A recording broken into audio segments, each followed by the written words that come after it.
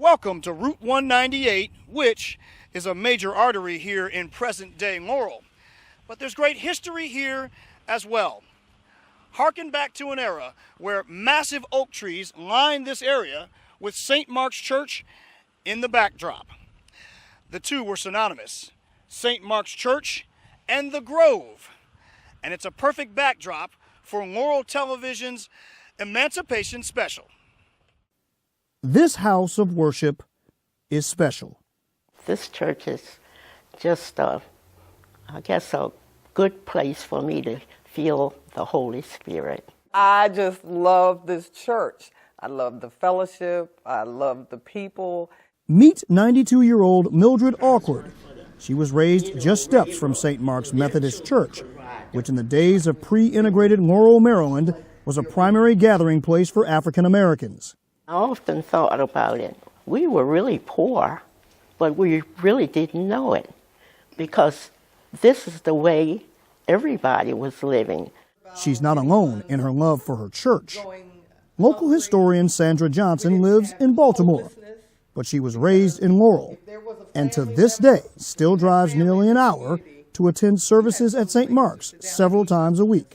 When I grew up, Laurel was still quite segregated because we couldn't go to the movie theater, we couldn't go to the Laurel pool. This was the center of our community. We did everything here. St. Mark's was Laurel's nerve center.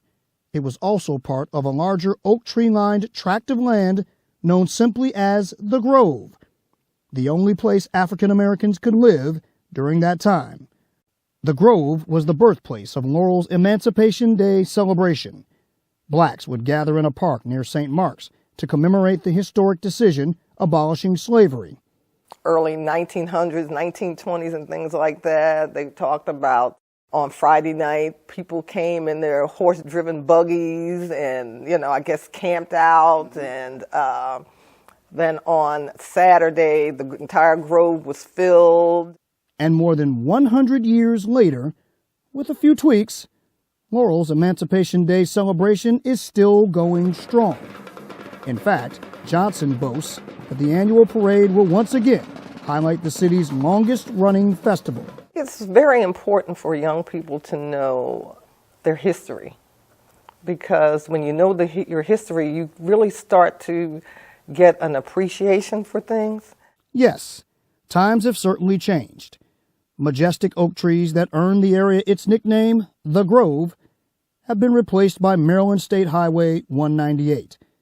But one thing has remained the same all these years. St. Mark's still looms as a spiritual center in Laurel. What's your favorite song? Oh, my favorite song is He's My Friend. For Laurel TV, I'm Dave Owens.